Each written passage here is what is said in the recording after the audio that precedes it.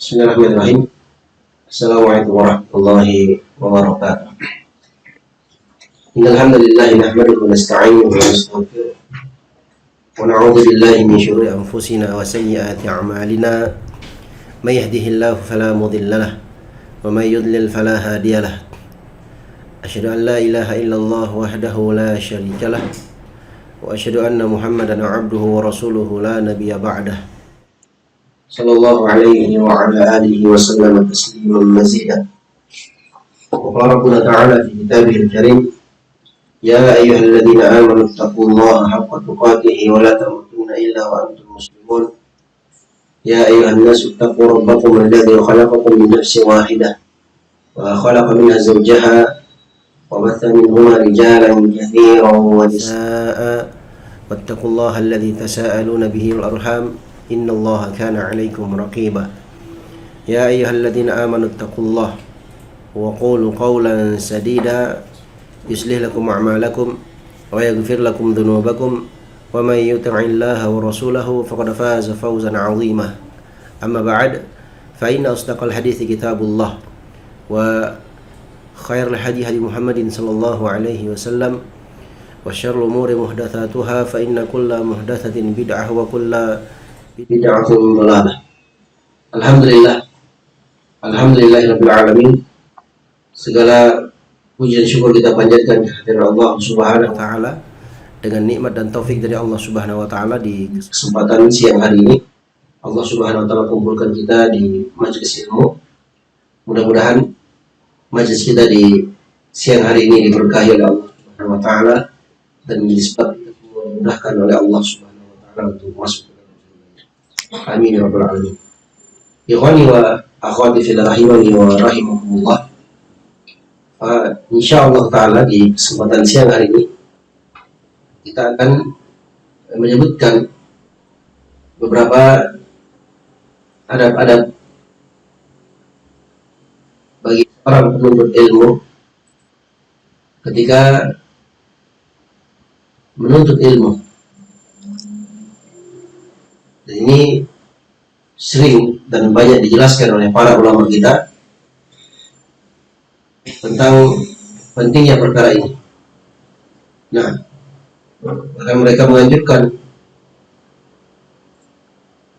murid-murid mereka atau anak didik mereka untuk mempelajari adab terlebih dahulu sebelum masuk mempelajari ilmu.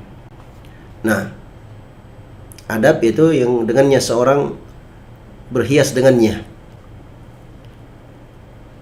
Sebagian ulama menyebutkan sebagai hilyatu talibul ilm, perhiasan bagi seorang penuntut ilmu. Nah, adab ini penting untuk diperhatikan karena seorang penuntut ilmu agama itu merupakan panutan di tengah-tengah masyarakatnya.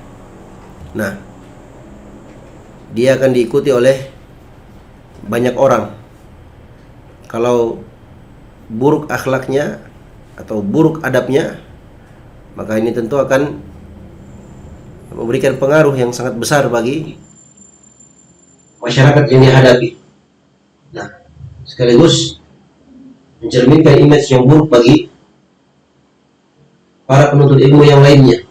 Kalau ada seorang penuntut ilmu buruk adabnya, jelek adabnya, nanti orang-orang akan menyangka bahwasanya dia belajar agama tapi adabnya atau akhlaknya buruk seperti itu. Nah, seakan-akan penuntut ilmu agama itu seperti itu semuanya, padahal tidak. Nah, sebagai panutan harusnya dia mencerminkan akhlak yang terpuji, adab yang baik. Ya, oleh karena itu para ulama mengarang kitab-kitab khusus, kitab-kitab tertentu yang membahas tentang adab-adab dan akhlak seorang penuntut ilmu agama Allah Subhanahu wa ta'ala. Nah, di antara adab dari sekian banyak adab yang disebutkan oleh para ulama kita dalam menuntut ilmu agama Allah Subhanahu wa ta'ala, yang pertama adalah al-ikhlasu lillahi subhanahu wa ta'ala. Ikhlasun niyah lillahi subhanahu wa ta'ala, mengikhlaskan niat itu hanya untuk Allah Subhanahu wa ta'ala. Nah, karena menuntut ilmu agama itu ibadah. Nabi SAW menyebutkan tentang keutamaannya dalam banyak hadis-hadis yang sahih. Sebagaimana sabda Nabi Shallallahu Alaihi Wasallam, "Wa man salaka tariqan yaltamisu fihi 'ilman, sahhalallahu lahu bihi tariqan ilal jannah." Barang siapa yang menempuh satu perjalanan, dalamnya dia ingin mencari ilmu agama Allah Subhanahu Wa Taala, maka Allah akan mudahkan dia dengan jalannya tersebut, dengan langkahnya tersebut untuk masuk ke dalam surga Allah Subhanahu Wa Taala. Nah, Nabi Shallallahu Alaihi Wasallam bersabda, "Wa majtama'a qaumun fi baitin min buyutillah yatluna kitaballahi wa yatadarasuna bainahum illa nazalat 'alaihim as-sakinah wa ghasyiyatuhum ar-rahmah wa hafathahum al-malaikah wa dzakarahumullahu fi man 'indah." Tidaklah berkumpul satu kaum dalam salah satu rumah-rumah Allah Subhanahu Wa Taala. Di dalamnya mereka membaca kitabullah dan saling mengajarkannya. Ya. Illa nazalat 'alaihimus sakinah, melainkan kalau tidaklah mereka melakukan hal tersebut, melainkan akan turun kepada mereka as-sakinah, ketenangan. Ketenangan yang datangnya dari Allah Subhanahu Wa Taala. Wa ghasyiyatuhumur rahmah, mereka diliputi rahmat Allah Subhanahu Wa Taala. Wa hafathumul malaikah, mereka dikelilingi oleh para malaikat Allah Subhanahu Wa Taala. Wa dzakarahumullahu fi man 'inda, dan Allah akan menyebut nama mereka di hadapan para malaikatnya. Nah, dan masih banyak hadis-hadis yang lainnya. Mungkin pula ayat-ayat yang menjelaskan tentang keutamaan menuntut ilmu, dan itu merupakan bentuk ibadah kepada Allah Subhanahu Wa Taala. Nah, ilmu agama, ya, jangankan ilmu agama, ya, ilmu bahasa Arab saja sebagian ulama menyebutkan itu bagian dari agama. Makanya disebutkan dalam athar Umar bin Khattab radhiyallahu taala anhu, beliau mengatakan, ta'allamul arabiyyah, hendaknya kalian mempelajari ilmu bahasa Arab. Nah, fa innaha min dinikum, karena sungguhnya ilmu bahasa Arab itu bagian dari agama kalian. Nah, maka kalau kita tahu itu bagian dari ibadah kepada Allah Subhanahu Wa Taala, maka kita dituntut untuk ikhlaskan niat hanya untuk Allah Subhanahu Wa Taala. Allah Subhanahu Wa Taala berfirman dalam Al-Quran, "Wa ma umiru illa liya'budullaha mukhlishina lahuddin." Tidaklah mereka diperintahkan melainkan agar mereka itu menyembah atau beribadah kepada Allah Subhanahu Wa Taala, mengikhlaskan agama itu hanya untuknya, hanya untuk Allah Subhanahu Wa Taala saja. Nah, bukan untuk selain Allah. Jadi ikhlaskan dalam menuntut ilmu agama, niatnya adalah untuk mencari keridhaan Allah Subhanahu Wa Taala, untuk Allah Subhanahu Wa Taala. Nah, demikian pula disebutkan dalam hadis Nabi sallallahu alaihi wasallam bersabda, "Innamal a'malu binniyat wa innamal likulli imri'in ma nawah. Faman kanat hijratuhu ila Allahi wa rasulihi fa hijratuhu ila Allahi wa rasulihi. Wa man kana hijratuhu ila dunya yusibuha aw imra'atin yankihuha fa hijratuhu ila ma hajara ilaihi." Nabi sallallahu alaihi wasallam bersabda, sungguhnya amalan-amalan itu tergantung dari niat pelakunya. Nah, dan sesungguhnya setiap orang akan mendapatkan sesuai apa yang dia niatkan. Nah, disebutkan contohnya oleh beliau SAW, ya, dalam hadis ini tentang hijrah, sebuah amalan yang sangat besar, amalan yang berat, kecuali bagi orang-orang yang dimudahkan oleh Allah Subhanahu Wa Taala, amalan yang memiliki ganjaran yang sangat besar dari Allah Subhanahu Wa Taala. Beliau menyebutkan hijrah. Barang siapa hijrahnya kepada Allah dan Rasulnya, maka hijrahnya kepada Allah Subhanahu Wa Taala dan Rasulnya. Dan barang siapa yang hijrahnya karena dunia yang ingin didapatkan atau karena wanita yang ingin dia nikahi, maka hijrahnya kepada apa yang dia niatkan tersebut. Coba lihat tentang hinanya orang-orang yang mengamalkan satu amalan tapi tidak ikhlaskan niatnya kepada untuk Allah Subhanahu Wa Taala. Ketika Nabi menyebutkan barang siapa tentang kebaikan orang yang niatnya karena Allah, ya, ganjarannya, balasannya pun disebutkan kembali dibentuk syaraf, ya, kemuliaan. Faman kanat hijratuhu ila Allahi wa rasulihi, diulangi, maka fa hijratuhu ila Allahi wa rasulihi. Ya, tapi ketika niat seorang hamba itu bukan karena Allah Subhanahu Wa Taala, ya, Nabi SAW tidak sebutkan lagi akibatnya. Disebutkan, wa man kanat hijratuhu ila dunya yusibuha aw imra'atin yankihuha fa hijratuhu, ya, barang siapa yang hijrahnya karena dunia atau karena wanita yang dia ingin nikahi, ya, maka akibatnya apa? fahijratuhu ila ma hajara ilaihi, maka hijrahnya kepada apa yang dia niatkan kepadanya. Nah, perhatikan, Nabi tidak mengatakan fahijratuhu ila dunya yusibuha aw imra'atin yankihuha. Nabi tidak ulangi kembali. Kenapa? Kata para ulama, karena buruknya dan rendahnya niat itu. Ya. Dia niatkan untuk mendapatkan dunia dan wanita. Ya. Sebutkan wanita secara khusus, karena wanita ini adalah fitnah terbesar bagi seorang laki-laki dalam kehidupannya. Nah, makanya Nabi SAW pernah bersabda, "Ma taraktu ba'di fitnatan hiya asyaddu 'ala rijali min nisa." Aku tidaklah meninggalkan, ya, setelah aku meninggal tidak ada satu fitnah yang lebih dahsyat, lebih berat bagi umatku ini, bagi kaum pria, ya, melainkan fitnah wanita. Nah, Masya Allah Ta'ala. Jadi wanita disebutkan secara khusus, padahal wanita ini masuk dalam kategori dunia, tapi karena mudaratnya yang sangat besar, ya, dibikin pula mafsadatnya yang sangat besar bagi seorang jika terkena dengan wanita ini, maka Nabi disebutkan secara khusus. Oh demikian, akibatnya tidak disebutkan lagi, ya, karena rendahnya niat seorang dalam melakukan ibadah karena ingin mencari dunia atau wanita yang ingin dinikah. Nah, kalau kita kiaskan atau samakan dengan menuntut ilmu, famangkana talabuhu lil ilmi, ya, seperti itu. Jadi barang siapa yang menuntut ilmunya, yang menuntut ilmu agamanya itu karena Allah, maka menuntut ilmunya itu untuk Allah Subhanahu wa Ta'ala dan Rasulnya, jadi mendapatkan ganjaran sesuai dengan apa yang diniatkan. Tapi barang siapa yang menuntut ilmunya itu bukan karena Allah dan Rasulnya, dia menuntut ilmu karena dunia, maka dia akan mendapatkan sesuai dengan apa yang diniatkan. Nah, tentunya dia tidak akan mendapatkan lagi, ya, ganjaran di akhirat, dan dia tentunya menjadi orang yang celaka karena tidak mendapatkan ganjaran kebaikan apapun selama menuntut ilmunya, karena dia sudah niatkan dengannya dunia, dia mendapatkan sesuai apa yang dia niatkan. Ya. Orang yang niatkan akhirat, niatkan karena Allah Subhanahu wa Ta'ala, tidak akan dapat juga dunia.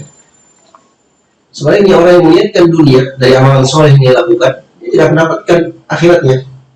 Dia hanya mendapatkan sesuatu yang ada di dunia berupa hal-hal yang rendah, hal-hal yang hina. Ya, tapi sebaliknya kalau dia meniatkan dengannya untuk mendapatkan keridhaan Allah Subhanahu wa Ta'ala, maka dunia yang hina itu, ya, serta seluruh isinya akan datang dan tunduk terhina di hadapan telapak kakinya. Nah, di bawah telapak kakinya. Nah, oleh karena itu kita selalu diingatkan oleh para ulama untuk memperbaiki niat. Nah, memperbaiki niat. Niat yang baik dalam menuntut ilmu agama disebutkan oleh Imam Ahmad bin Hanbal rahimahullah ta'ala. Niat yang baik itu adalah dia ikhlas karena Allah Subhanahu wa Ta'ala. Yang kedua, dia niatkan untuk mengangkat kebodohan dari dirinya. Mengangkat kebodohan. Dengan dua niat ini, maka dia dikatakan sebagai orang yang baik niatnya, lurus niatnya atau benar niatnya. Nah, dia ikhlas karena Allah dan meniatkan, ya, dia ikhlas karena Allah Subhanahu wa Ta'ala dan dia niatkan untuk mengangkat kebodohan dari dirinya. Nah, Allah Subhanahu wa Ta'ala akan berikan dia ganjaran sesuai dengan apa yang dia niatkan. Dia menuntut ilmu, Allah berikan dia kemuliaan sebagaimana dalam sabda atau firman Allah Subhanahu wa Ta'ala. Allah Subhanahu wa Ta'ala berfirman, yarfa'illahu alladziina aamanu minkum walladziina utul ilma darajat. Allah Subhanahu wa Ta'ala mengangkat derajat orang-orang beriman di antara kalian. Dan di antara orang-orang beriman itu Allah angkat lagi derajatnya, beberapa derajat, ya, siapa? Untuk mereka-mereka yang diberikan ilmu oleh Allah Subhanahu wa Ta'ala.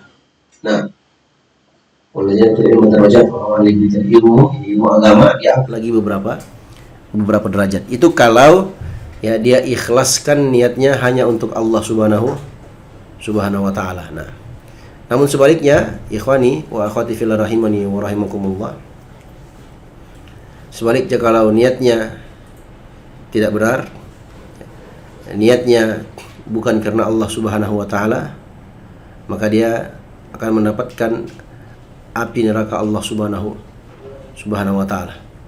Nah, disebutkan oleh Nabi kita Muhammad sallallahu alaihi wasallam, qala Allah azza wa jalla, Allah berfirman, ana agni syuraka'a atau ana agna syuraka'i an syirki faman amila li amalan asyraka fihi ghairi, nah, fa ana minhu bari'un wa huwa lilladzi asyraka. barang siapa yang mengamalkan satu amalan yang harusnya amalan itu untukku, ya, dia sekutukan aku di dalamnya dengan selainku, maka aku berlepas diri darinya. Dan dia untuk ya sesuatu yang dia sekutukan aku dengannya, dia dikembalikan kepada berhala atau sesuatu selain Allah yang dia inginkan tersebut dalam niatnya. Tidak diterima amalnya oleh Allah Subhanahu wa taala. Demikian pula Allah Subhanahu wa taala perintahkan kita untuk mengamalkan amalan soleh itu, untuk mengamalkan amalan tersebut, ya, karena Allah Subhanahu wa taala, dengan niat mengangkat kebodohan dari diri karena Allah Subhanahu wa taala dan mengangkat kebodohan dari dirinya. Nah, Allah Subhanahu wa taala menyebutkan tentang orang-orang yang ingin berjumpa dengannya, falyamal amalan salihah. Sebelumnya disebutkan man kana yarju liqa'a rabbih falyamal amalan salihah wa la yusyrik bi ibadati rabbih ahada. Barang siapa yang ingin, ya, barang siapa yang merindukan, ya, sangat menginginkan, ya, berharap untuk bertemu dengan Rabbnya, ini Tuhannya, ini Allah Subhanahu wa taala, Allah perintahkan falyamal amalan salihah, hendaknya dia mengamalkan amalan saleh. Ya. Amalan saleh sudah kita sebutkan, itu harus ikhlas karena Allah, dan yang kedua sesuai dengan tuntunan Rasul sallallahu alaihi wasallam. Falyamal amalan salihan wa la yusyrik bi ibadati rabbih ahada, dan jangan dia sekutukan Tuhannya, ini Allah, dalam beribadah kepadanya dengan sesuatu apapun, jangan. Nah, maka wajib bagi seorang menuntut ilmu untuk memperbaiki niatnya dalam menuntut ilmu. Nah, Masya Allah ta'ala, jadi dia memperbaiki niatnya dengan meniatkan wajah Allah Subhanahu wa taala, kemudian dia amalkan, kemudian dia menghidupkan syariat Allah Subhanahu wa taala, ya, kemudian menerangi hatinya, ya, kemudian mendekatkan diri kepada Allah Subhanahu wa taala dalam menuntut ilmu agama tersebut. Nah, oleh karena itu perkara semacam ini sangat berat, ya, bagi orang-orang yang tidak mendapatkan taufik dari Allah Subhanahu wa taala. Tapi kalau didapatkan taufik dari Allah, maka akan dimudahkan, ya.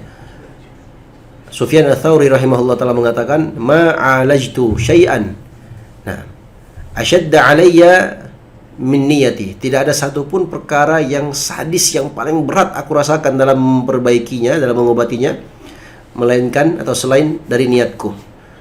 Kalau yang lainnya gampang menurut beliau, tapi kalau masalah niat, ini berat, ya. Karena terkadang seorang hamba itu dihinggapi berbagai macam bentuk penyakit atau kotoran-kotoran hati, ya, perbuatan syirik kepada Allah, ya, perbuatan bid'ah, keyakinan bid'ah, demikian pula hasad, ya, sombong, demikian pula riya atau yang lain-lainnya. Nah, jadi mengikhlaskan agama atau mengikhlaskan amalan itu hanya untuk Allah Subhanahu wa taala, ya, itu tempatnya dalam hati, dan memperbaiki niat dalam hati ini sangat berat, kecuali bagi mereka-mereka yang dimudahkan oleh Allah Subhanahu wa taala. Nah, kalau dia ikhlas karena Allah Subhanahu wa taala, maka dia akan mendapatkan janji yang dijanjikan oleh Allah Subhanahu wa taala dalam Al-Qur'an, seperti tadi telah disebutkan, yarfa'illahu alladziina aamanu minkum walladziina utul ilma darajat. Allah Subhanahu wa taala mengangkat derajat orang-orang beriman di antara kalian, dan orang-orang yang berilmu di antara orang beriman itu diangkat lagi beberapa derajat. Nah, demikian pula hadis Nabi Shallallahu Alaihi Wasallam tentang keutamaan orang-orang yang menuntut ilmu yang telah kita sebutkan tadi. Ya, ini kalau dia ikhlas dalam menuntut ilmu agama Allah Subhanahu wa taala. Nah, tapi sebaliknya, nah, ini disebutkan dalam satu hadis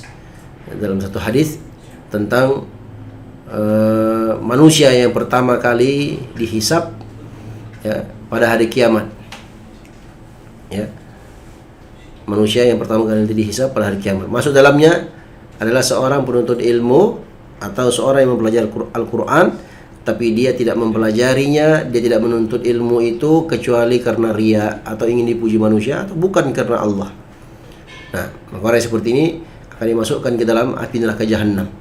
Nabi Shallallahu Alaihi Wasallam bersabda, menyebutkan tentang rincian hadis ini, Inna awalan nasi yuqda yaumal qiyamati alaihi rajulun ustushhida fa utiya bihi fa arrafahu ni'amahu alaihi fa arafaha.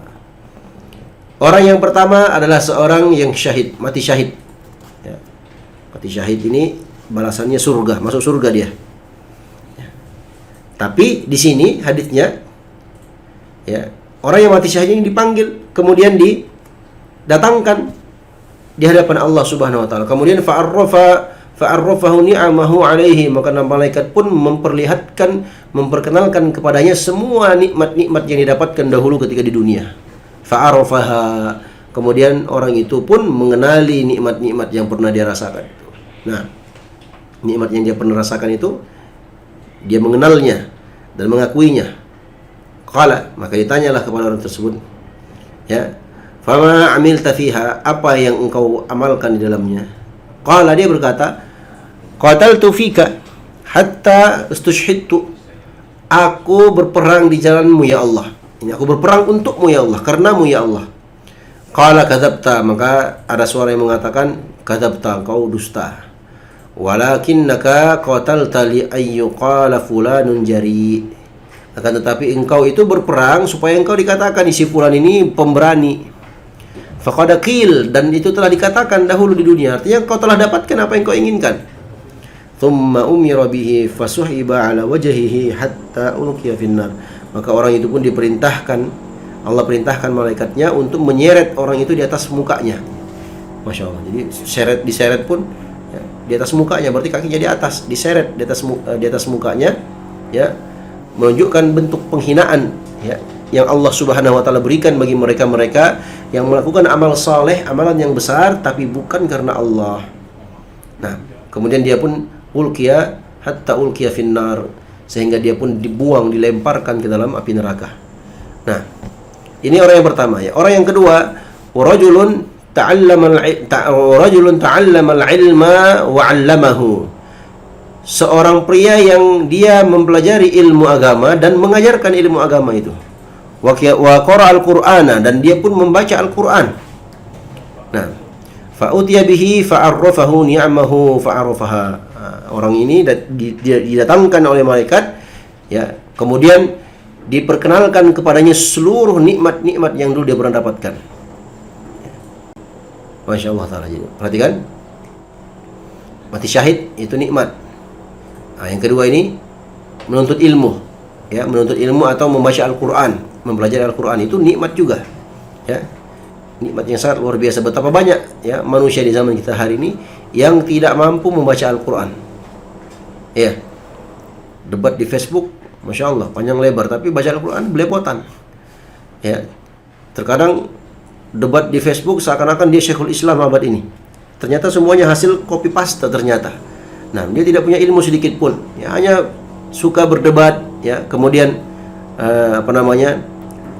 belajar bukan karena Allah Subhanahu wa taala. Ya. Dia ingin dikatakan fulan, ya, ini pintar, si fulan ini pandai menjawab dan segala macamnya. Dari niat-niat rusak yang merusak hati seorang hamba atau niat seorang penuntut ilmu.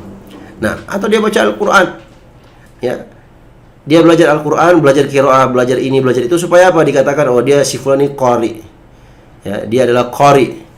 Nah, ternyata kalau dia baca Quran pun jelek juga bacaannya, ya, karena yang dia kejar itu sesuatu yang sangat rendah, ya, hanya sekedar mengejar sesuatu, suatu pujian dari manusia, ya.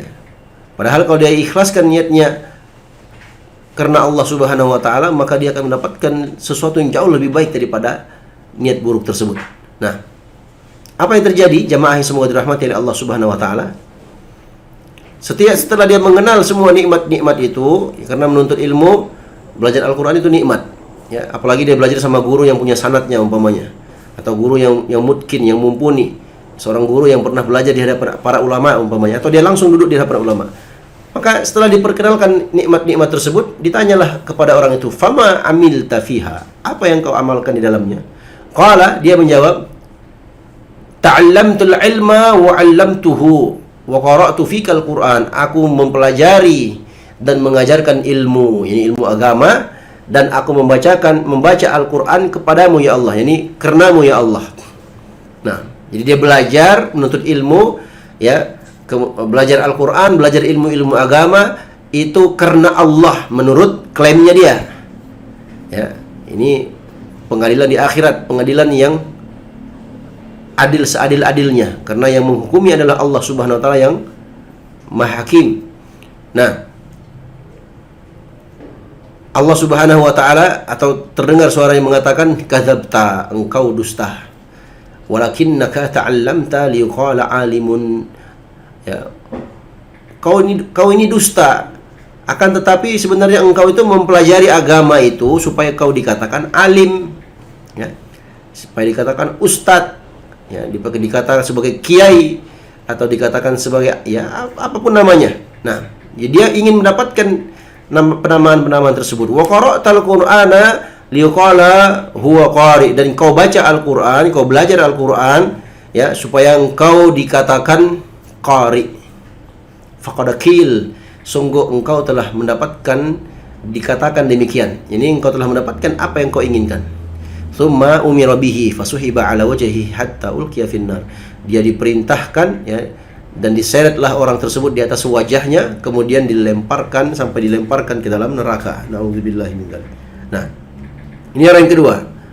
Ya, orang yang ketiga, Nabi SAW bersabda, wa rajulun wassa'allahu alaihi, seorang laki-laki, ya, kalau rajul di sini umum ya, masuk dalamnya perempuan, yang Allah Subhanahu wa taala luaskan rezekinya. Wa a'tahu min asnafil mali kullihi, dan Allah berikan dia bagian harta seluruhnya. Ini Allah berikan dia harta yang sangat banyak. Fa utiya bihi, maka orang ini pun didatangkan. Fa'arrafahu ni'amahu fa'arrafaha, diperlihatkan, diperkenalkan kepadanya nikmat-nikmat yang dulu dia dapatkan di dunia. Ternyata fa'arrafaha, dia pun mengenal nikmat itu.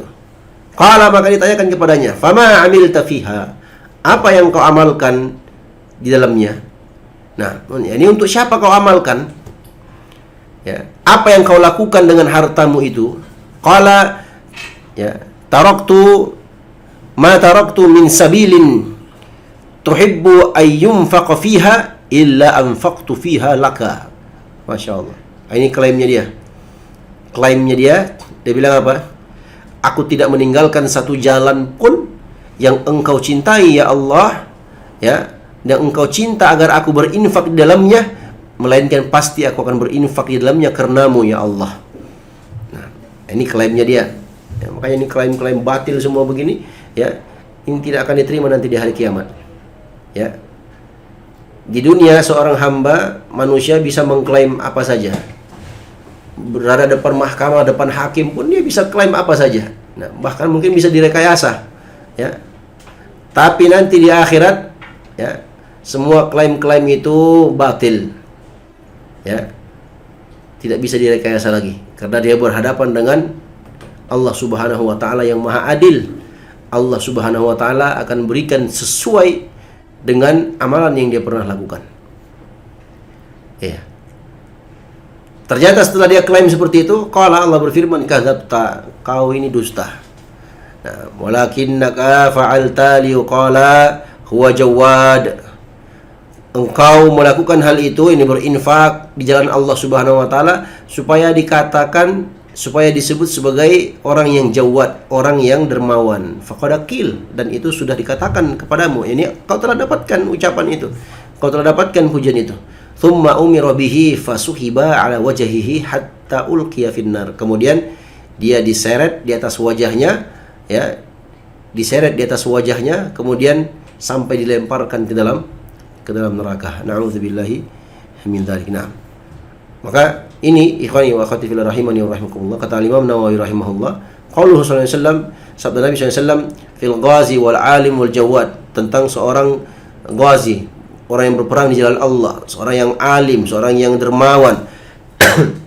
Wa iqabuha ala fi'lihim dzalika li ghairi wajhillah, dan azab Allah Subhanahu wa taala terhadap mereka atas perbuatan mereka itu disebabkan karena perbuatan mereka itu bukan karena wajah Allah. Nah, Masya Allah ta'ala. Ya, Wa idkhaluhumun nar, dan dimasukkannya mereka ke dalam neraka, dalilun ala taghlidi tahrimir riya'i wa syiddati uqubatihi. Ya, ketika dalil ini berbicara menjelaskan bahwasanya mereka-mereka itu dilemparkan ke dalam neraka, ini merupakan dalil yang sangat jelas, yang sangat terang tentang apa?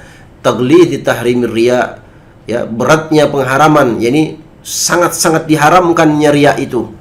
Nah, dan sadisnya ancamannya, sadisnya azabnya, siksaannya.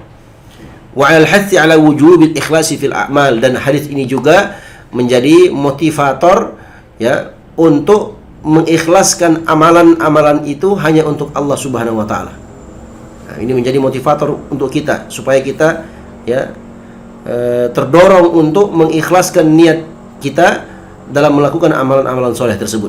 Sebagaimana firman Allah Subhanahu wa taala, "Wa ma umiru illa liya'budullaha mukhlishina lahuddin." Tidaklah mereka diperintahkan melainkan agar mereka beribadah hanya untuk Allah semata, mengikhlaskan agama itu hanya untuk Allah Subhanahu wa taala. Nah, ini hadis yang mengingatkan kepada kita tentang bahayanya menuntut ilmu agama atau melakukan amalan soleh yang lainnya bukan karena Allah. Nah, ini bahaya yang didapatkan nanti. Ya, oleh karena itu, ikhwani wa akhwati fillah rahimani wa rahimakumullah, ya, mari kita perbaiki, kita luruskan niat-niat kita, ya, niat kita mempelajari agama Allah Subhanahu wa taala itu, ya, ikhlas karena Allah. Ini yang pertama. Yang kedua, kita niatkan untuk mengangkat kebodohan dari diri kita. Nah, sebagaimana disebutkan oleh Al-Imam Ahmad rahimahullah ta'ala dalam penjelasan tentang perkara ini. Nah, kenapa demikian? Ikhwani wa akhwati fillah rahimani wa rahimakumullah. Karena menuntut ilmu itu ibadah. Ya, harus ikhlas karena Allah Subhanahu wa taala. Ya. Yang kedua, dia niatkan untuk mengangkat kebodohan dari dirinya. Kenapa? Karena kalau orang yang merasa pintar, dia tidak akan belajar nantinya. Ya. Orang yang merasa dirinya bodoh, dia akan terus menggali, dia akan terus belajar. Ya, karena dia merasa saya tidak ada apa-apanya. Makanya ada pepatah yang mengatakan, ya, jadilah engkau seperti padi. Padi itu apa? Semakin berisi, semakin tunduk. Artinya apa? Semakin dia berilmu, semakin dia mendalami agama atau ilmu yang lainnya juga demikian. Ketika dia merasa bodoh, ya, dia ingin mengangkat kebodohan dari dirinya, itu akan membuat dia bersemangat untuk mempelajari ilmu tersebut. Nah, baik itu ilmu dunia, apalagi ilmu agama. Nah, oleh karena itu, ya, di kesempatan yang berbahagia ini kita sebutkan adab yang pertama adalah mengikhlaskan niat itu hanya untuk Allah Subhanahu wa taala. Dia niatkan dalam menuntut ilmu agama itu untuk